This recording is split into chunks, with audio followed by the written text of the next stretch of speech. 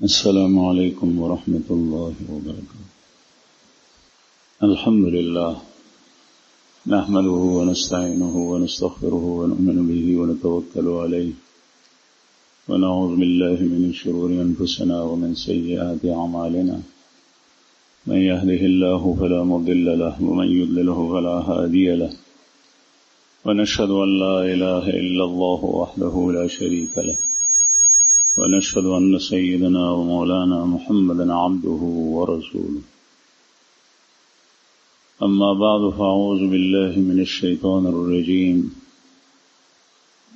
بسم الله الرحمن الرحيم إن الشرك لظلم عظيم وقال تعالى فبظلم من الذين هادوا حرمنا عليهم وقال النبي صلى الله عليه وسلم الظلم ظلمات يوم القيامة صدق الله العظيم وصدق رسوله النبي الكريم ونحن على ذلك من الشاهدين والشاكرين والحمد لله رب العالمين. درود شریف وایي. اللهم صل كما صليت على إبراهيم وعلى آل إبراهيم.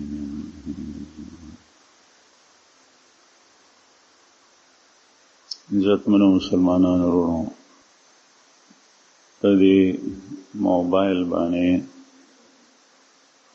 یو واقعا گردش کئی چې پسوات کې یو ماشوم قاری او استاد سبق باندې په چوټۍ باندې وهله او بیا وهلو کې او ماشوم مړ شوی. دا انتهایی صفاکانه ظالمانه واقعه ده. د یو کس عمل له دا ظلم دی په یو کس باندې شوی. الله جل شانه ظلم نه خوښي. دا الله پیغمبر ظلم نه خوښي. د ظلم بدلا الله جل شانه باخلی او رسول الله صلی الله علیه وسلم فرمائے انصر اخاک ظالما او مظلوما، اپنے بھائی کی مدد کرو چاہے وہ ظالم ہو یا مظلوم ہو. د خپل رور مدد کو اغه ظالم بھی او کاغم مظلوم. دی واقعی پس منظر پیش منظر کے مسلمانانو دا غزے حاضرینو مسلمانانو نور مسلمانانو ذمہ داری سره د حکومت ذمہ داری سره سکول دا سے موقوع باندې پکاري. دا هغه خبر عرض کول غواړم او کیږي څه ذمہ داری سره او کیږي څه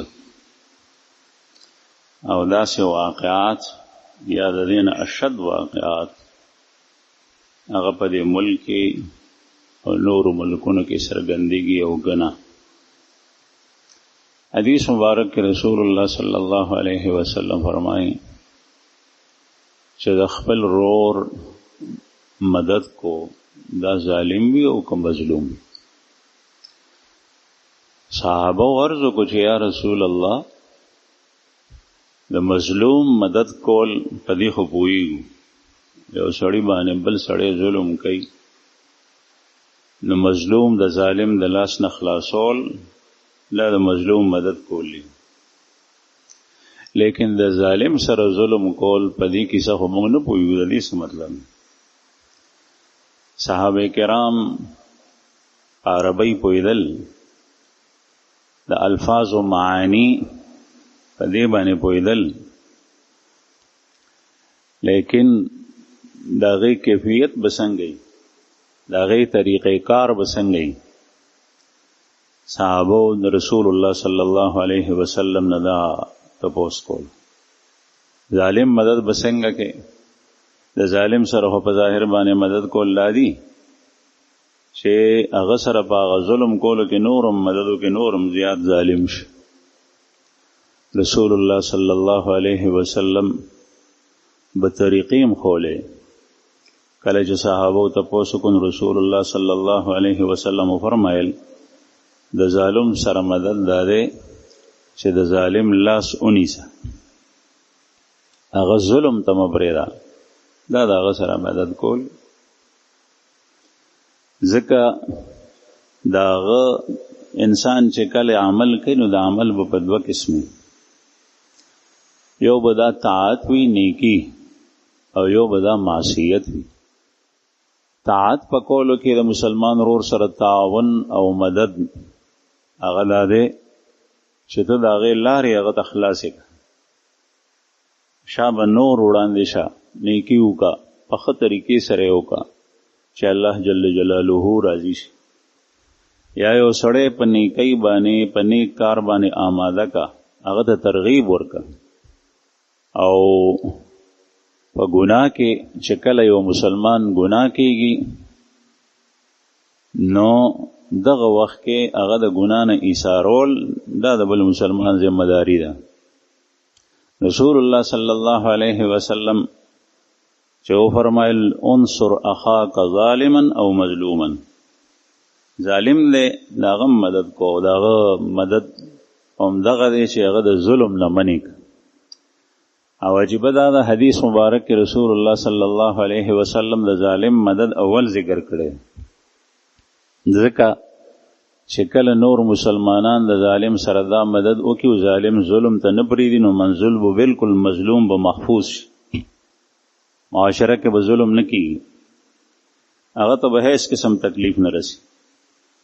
او د مظلوم مدد چې سړی کوي نو کېدای شي مظلوم ته څه نه څه نقصان رسېدلی، مثلا دی وهي هغه وهل خوړلی یا هغه څه نه څه زخمي شوی، بیا مسلمانان په منځ کې راشي نو هغه لرې کړي. ځکه د ظالم سره مدد کول هغه اول ذکر دی چې ظالم بالکل ظلم کولو ته پرېږدمه.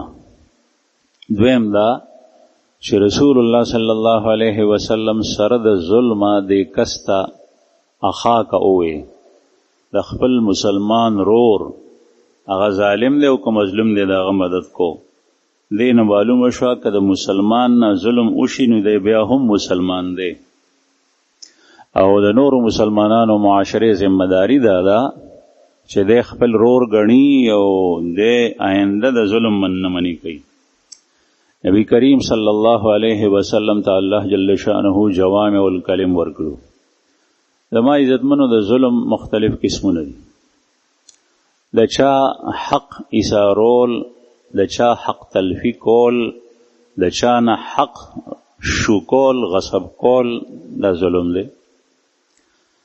بیا د رسول الله صلی الله علیه وسلم د احادیث او قرآن پاک نه معلومیږي چې په ځان باندې زیاتې کول دام ظلم دی. او الله جل شانه حقوق ضایع کول دا لوی ظلم دی. او د رسول الله صلی الله علیه وسلم حقوق ضایع کول دام ظلم دی. او د مسلمان حق ضایع کول دام ظلم دی. قرآن کریم کې د رسول الله صلی الله علیه وسلم په احادیثو کې په دین اسلام کې دی ټولو ته ظلم ویلې شوی. قرآن کریم کې الله پاک فرمایي فلا تظلموا فیهن انفسکم، په دې میاشتو کې په ځان باندې ظلم مه کوئ. په ځان باندې هم ظلم کوي سړی، د معصیت ارتکاب کول، ګناه کول، دا په ځان باندې ظلم دی. دروغ ویل، غیبت کول، غلا کول، شوک کول، په بل باندې ظلم دی، په ځان هم ظلم دی. فرایض د الله جل شانو احکام نه ادا کول، په ځان باندې ظلم دی. دغسې خپل ځان زخمی کول، قتل کول، په ځان هم ظلم دی، چې څنګه په بل باندې ظلم دی. خپل نفس د ګناه نه ایثارول او د ګناه ارتکاب کول په دې نفس باندې، دا په ځان باندې ظلم دی. ځکه چې ستا د غلط ارادې او د معصیت د ارتکاب د وجې نه به دغه نفس په قبر کې، په حشر کې، په آخرت کې د عذابونو سره او مختلف ذلت او رسوایی سره مخامخ کیږي. رسول اللہ صلی اللہ علیہ وسلم یو حدیث مبارک کے صحابی ته فرمائی ان لنفسک علیک حقا، تیرے نفس کا اور تیرے جی کا بھی تیرے اوپر حق ہے. فآت کل ذی حق حقا، ہر حقدار تخپل حق ورک، نفس تم حق ورک. نفس باندې زیاته او ظلم کول دانا، یو سړی خپل لاس پری کی، خپل ګوته پری کی، دا ظلم دی. او د ګناه ارتکاب په دې نفس باندې کی، دا ظلم دی. ځکه چې دا یو اوس نقض ظلم ښکاری مونږ ته، او د ګناه ارتکاب کول دا ظلم دی. د دې په عوض کې بده په آخرت کې سوځي په اور کې. د اور ته چې دی لاړو دی د خپل بدعملۍ د وجه نه لاړو، او د نفس ته به د عذاب ورکولی کېږي. قرآن کریم کې ځای په ځای الله جل شانه فرمایي چې دا تاسو په خپل ځان باندې ظلم کړی دی، دا د هغې وجه ده.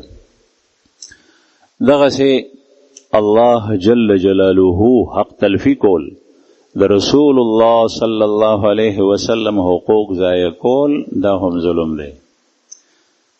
حضرت لقمان حکیم صاحب داغه اقوال الله جل شانه په قرآن پاک کې ذکر کړي دي. دومره سعادتمند انسانو هغه زوی ته نصیحت کوي، یا بنی لا تشرک بالله ان الشرک لظلم عظیم. اے بچیا دا الله سره شریک مګرځو، ځکه چې دا الله سره شرک کول دا لوی ظلم دی.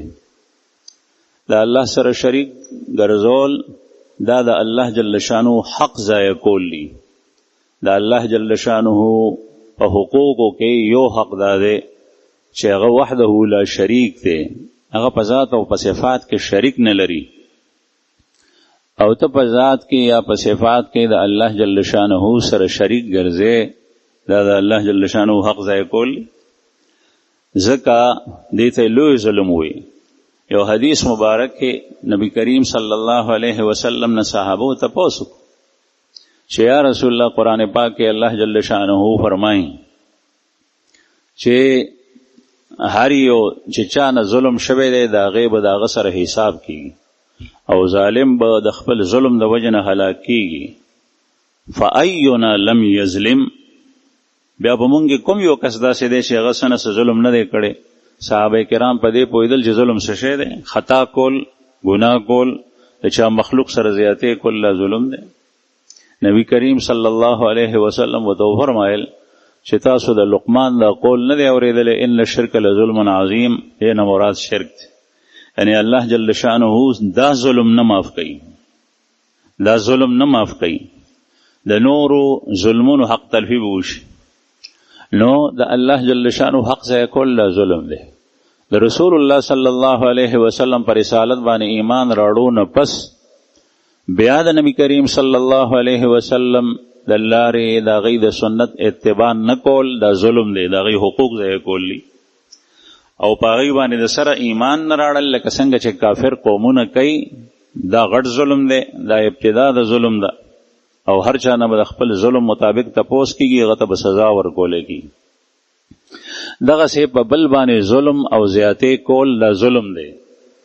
او بیا په بل باندې زیاتې کول په حیوانات پکې راځي، انسانان پکې راځي، بلکې هغه کافر چې په دارالاسلام کې پاتې کېږي ذمي دی او اسلامی حکومت داغه د حفاظت ذمہ داری پورته کړې ده، په هغه باندې زیاتې کول لا هم ظلم دی.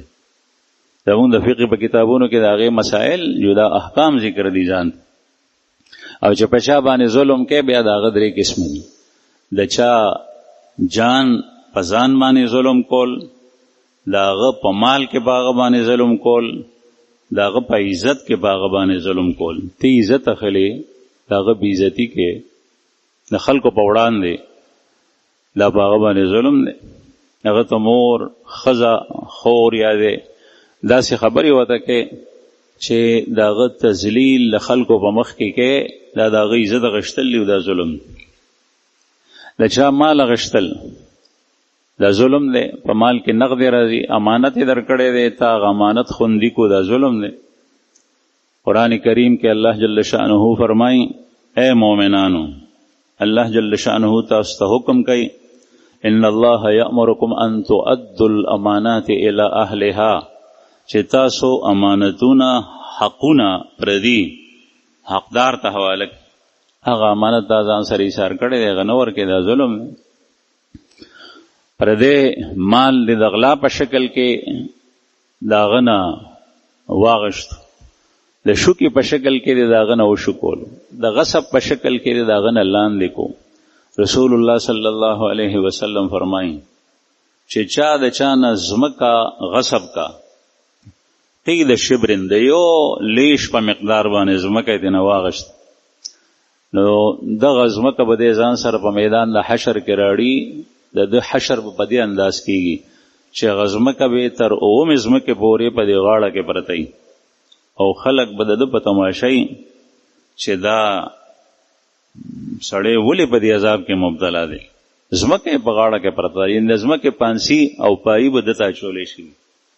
او دا دې دپاره چې خلک وویني چې ده په دنیا کې دا کار کړو، پر دې ځمکه اعلان کړو، دا ظالم دی. او د چا په جان باندې ظلم کول، هغه د تکلیف رسول، دا ظلم دی. هغه وهل ظلم دی، هغه نوینه تویول ظلم دی، هغه قتلول ظلم دی. او بیا قتل په دې انداز باندې کول چې هغه داسې کیفیت وي چې انسان حیران شي، هغه دا ظلم دی. رسول الله صلی الله علیه وسلم فرمایي الظلم ظلمات یوم القیامه، ظلم دا تیری دی په ورځ د قیامت، تیری دی. او دا یاد ساتئ چې کوم ځای کې تیاری وي هغه ځای کې سړی د ضرر نه ځان نشي بچ کولی. او قیامت ټول داسې دی چې په هغې کې ځان بچ کول دا ډېره زیاته ګرانه ده، صرف د الله جل شانه په فضل سره به کېږي. او الله جل شانه د هغې نښه هغه ایمان او اعمال صالحه ګرځولي ده. قل بفضل الله وبرحمته فبذلك فليفرحوا. د هغه ورځې د تیارو نه که سړی ځان بچ کوي نو په ایمان او اعمال صالحه او د معصیاتو د ظلم نه ځان بچ کولو سره وبچ کېږي. ګنې نو تیاري دي چې چا څومره ظلم کړی دومره یې تیاري دي. پل صراط باندې تېرېدل دي تیاره ده، چې ظالم وي تیاره کې نشي تللی، دی به جهنم ته وغورځېږي، ځکه چې پل صراط د جهنم د پاسه پروت دی، تیر شوی دی. او دغسې چې کوم دی نو میدان د حشر کې تیاری دي دې کس دپاره چې څوک ظالم وي، دی په مختلفو تیاریو کې د هغې نه راوتل به دته ګران شي، ځکه چې هغه ځای کې خپله بچ کېدلو سره نه کېږي. دنیا کې سړی کله کله ځان په خپله د یو نقصان نه د یو هلاکت د ځای نه بچ کړي. بله دا ده چې کله د ظلم بدله الله جل شانه په دنیا کې ورکړي، آخرت کې خو د هر یو معصیت د هر یو ګناه سزا ده. په جهنم کې د ظلم سزا کله کله دنیا کې الله جل شانه ظالم ته ورکړي، دا د عبرت دپاره خلکو ته یې ښیي. نو د هغې نه ځان ساتل پکار دي. او که یو سړی زورور دی، هغه وایي چې ما ته څوک څه نشي ویلی، نو د سر د پاسه سر شته، د هر یو سړي د پاسه بل یو داسې کس شته دی چې هغه دی نیوی شي. او د دې انتها د الله جل شانه په ذات باندې کی. ما مرګرو ته واقع بیانوله، یو بادشاه هغه ځان ته باغ جوړ کړی و، هغې باغ کې ونې د سورې ونې، میوهدارې ونې، قسمه قسم ونې وې، ډېر خشخشته ځای جوړ کړی و، پکې مارغان او مختلف څیزونه و پکې. هغې دپاره مالیان ساتلي وو، مالی چې د باغ خصمانه کوي، او بخور ګوډ وغیره.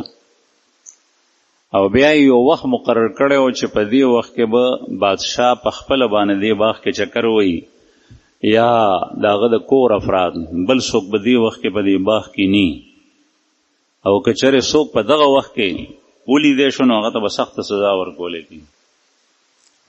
نو یو ځل یو مالی او بادشاه ته به د روزانه د باغ کارګزاري هغه مالیانو اوروله چې صاحب نن داسې وشو، که چېرته ناشنا واقع به وشو بیا به یې ورته وي. له یو مالی رالو بادشاه ته وایي چې بادشاه په باغ کې هغه فلانکۍ مرغۍ وه، پیشو راله هغه مرغۍ وخوړه. او بادشاه ورته وایي چې د دې پیشو د پاسه هم یو سر شته دی او د دې یو وخت مقرر دی، دا به یو ځل سر خوري. بیا سره دې تېرې شوې، بیا د مالی کار کولو یو مار چتن غټ مار راووتو هغه پیشو باندې حمله وکړه پیشو یې وخوړه مړه یې مالی د دغه ورځې کارګزاریم بادشاه ته واوروله وی چې بادشاه سلامت نن خو هغه پیشو مړه شوه څنګه مړه شوه دغسې مار رالو مار پې حمله وکړو مار بیا په بډو کې پټ شو بادشاه ورته وایي چې د دې پیشو دا د مار هم یو رشته دی دا به هم سر خوري دا مار د د پاسه هم سر شته دی به نه پاتې کېږي ورځې تېرې شوې بیا یو ځل همدغه مار راوتی دی د مالی ولیدو د سره په لاس کې کوداله ولاړو هغه مار یې پې مړ کړو چې مار یې مړ کړو نو مالی رالو بادشاه ته وایي چې بادشاه سلامت هغه مار نن ما مړ کړو بادشاه ورته وایي ستا مې یو ورځ مقرر ده او تا د پاسه هم سر شته دی ته به هم سر خورې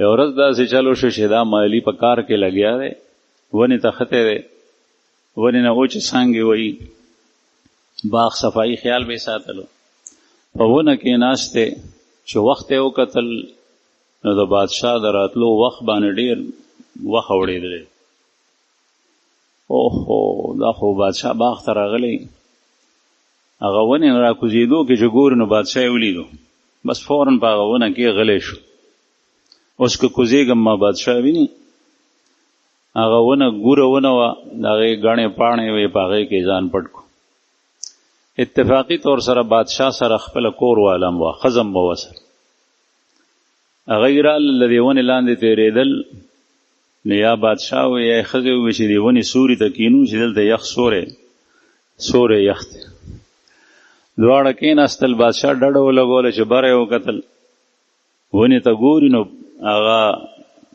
مالی ته خدای ښکاري په هغه باندې رپندې ولګېدو د یارې نه دا پاڼې خوځېدې نو بادشاه وایي چې دا پاڼې ولې خوځي ویې لکه څوک مالی ورته آواز ورکړو زه یم بدقسمته بادشاه ورته وایي چې راکوش بادشاه ډېر په قهر شو ځکه چې بادشاه سره کور والم وه ورته وایي چې تا خو زما پرده فاش کړو تا خو زما عزت اخیسته فوراً یې په اډر وکړو چې په فلانکۍ ورځ باندې دې قتل کړي پولیس والا ونیو بوتلو جیل ته یې کو په هغه ورځ به دې قتلېږي هغه ورځ شوه ورته یې لکه که په زړه دې سارماني وی ووایه ستا د قتل وخت راغلی دی مالي ورته وایي چې صاحب کیسه یې ورته د سره مرغۍ باندې پیشو حمله وکړه نو تا داسې ووایي چې د دې یو وخت شته دی دا به هم سر خوري بیا پیشو مار وخوړه بیا مار ما مړ کړو تا داسې ووایي اوس که ته ما مړ کې د تا د پاسه م یو سر شته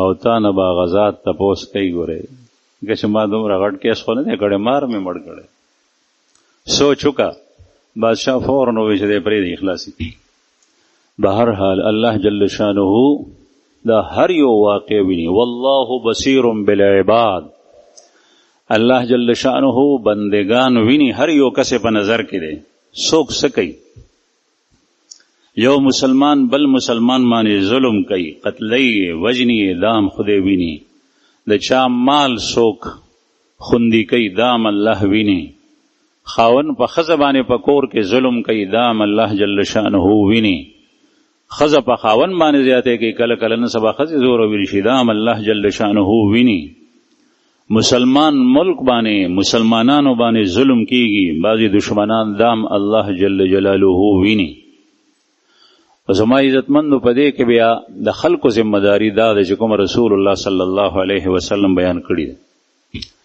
ظالم که چېرې کافر دی دشمن دی هغه ته سزا ورکړه او که چېرې هغه ستا مسلمان روري نو هغه دپاره چې کوم حد الله جل شانه مقرر کړی دی هغه ورته ورکړه او د ظلم نه مخکې د هغه لاس ونیسه هغه ته سزا ورکړه د ظلم کولو نه پس د ظلم نه مخکې هغه د ظلم نه ایثار که منع که چې ظلم نه کوي لیکن دلته داسې عجیبه منظر وي چې تماشه کیږي او چې کله بیا ظلم وشي واقع وشي د هغې نه پس د هغې پرچار د هغې تشهیر نن سبا داسې شی لویه فتنه راوتې ده چې دنیا ته هغه خبرې ورسي زما عزتمندو رسول الله صلی الله علیه وسلم فرمایي او پکارم داسې ده د نبی کریم صلی الله علیه وسلم احادیثو کې مفهوم دا دی چې د ګناه تشهیر کول نه دی پکار، بلکې د ګناه مخنیوی پکار دی. هغه ځای کې چې کوم قوم د یو ګناه نه واقف نی